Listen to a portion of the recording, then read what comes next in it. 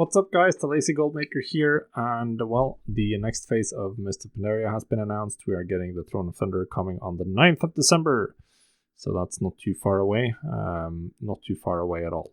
So today we're going to talk about what the new phase is going to bring in terms of gold making, and yeah, that's the topic of the day. Now obviously what the patch brings is 2 new zones in the Isle of Thunder and the Isle of Giants, and then you get a new raid. We also get a bunch of new recipes, so that's obviously going to be the main focus on the video, because as you probably know, I make a lot of my gold with crafting in World of Warcraft. That's been my main way to make gold, and that will remain true for the Thunder King patch. So we are getting new recipes this time around, which is nice because we haven't gotten any new recipes since the launch of Pandaria. So there's 2 types of recipes we're going to get. We have the Dreadful, crafted Dreadful Gladiator gear, which is PvP catch-up gear, essentially. And there's a lot of these. So this is Blacksmithing, and that's the profession that has the least. There's 32 recipes here. And then there's also some epic gear.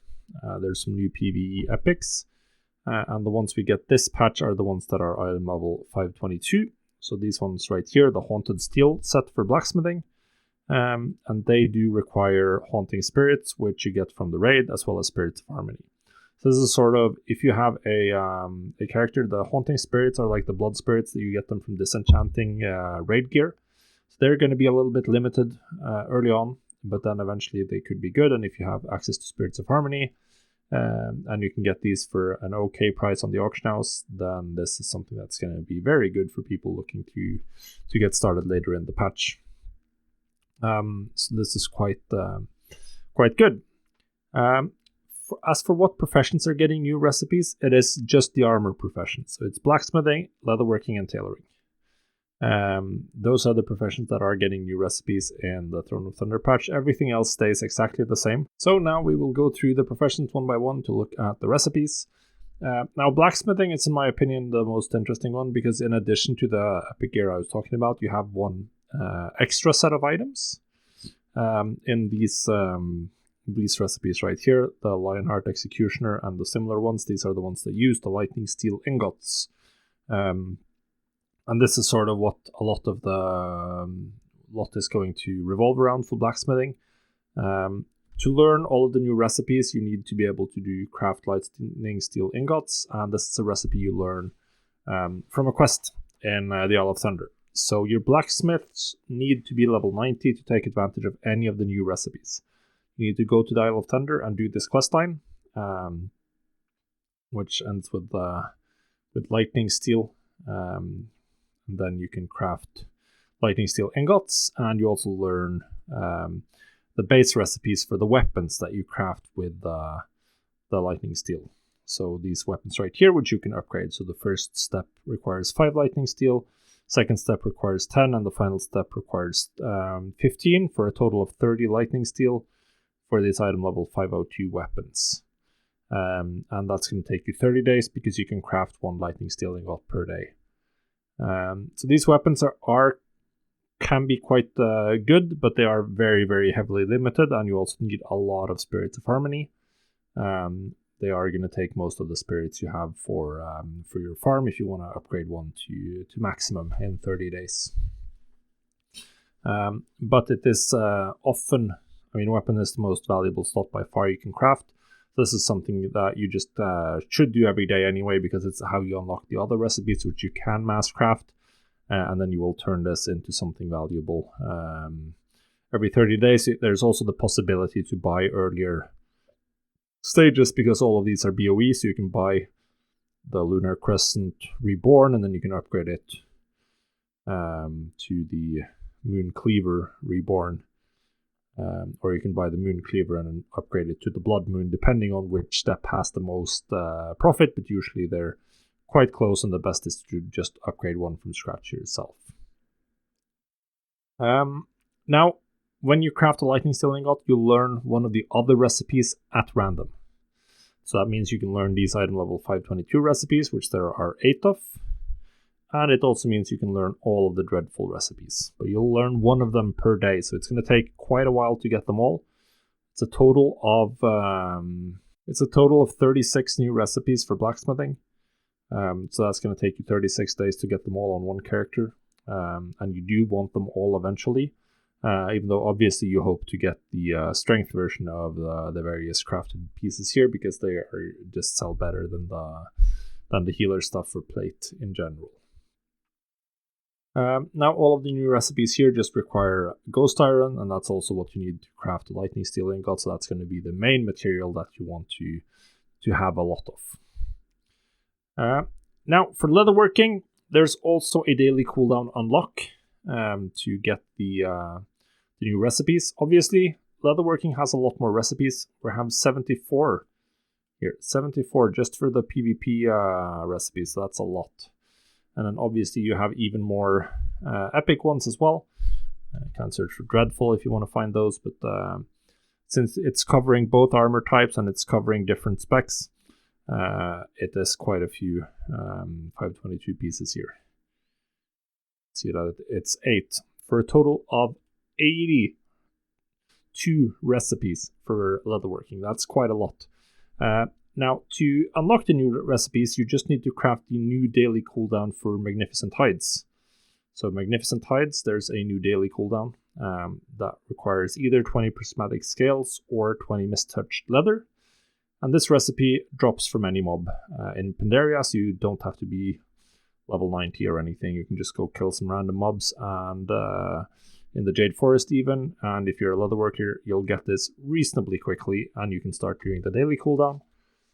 The daily cooldown will unlock one of the recipes at random, but since there are so many recipes, there's definitely value to having an extra leatherworker if you have one, to help you unlock the recipes a little bit faster. That is an option. There's a ton of items here, and also nice to note is that the epics do not require they don't require any Spirits of Harmony, just the Haunting Spirits from the raid and Magnificent Hides, and Magnificent Hides are freely tradable. So that is nice for leatherworking, but you are going to unlock one of 82 recipes. If you get lucky and you get the right ones, then you can make some very nice profits when very few people have that recipe.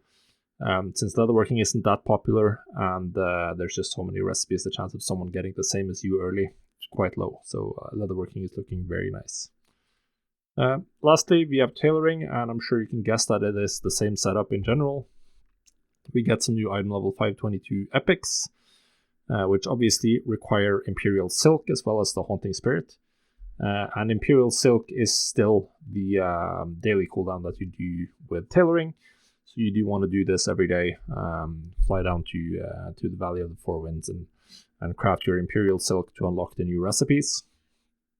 That is quite important.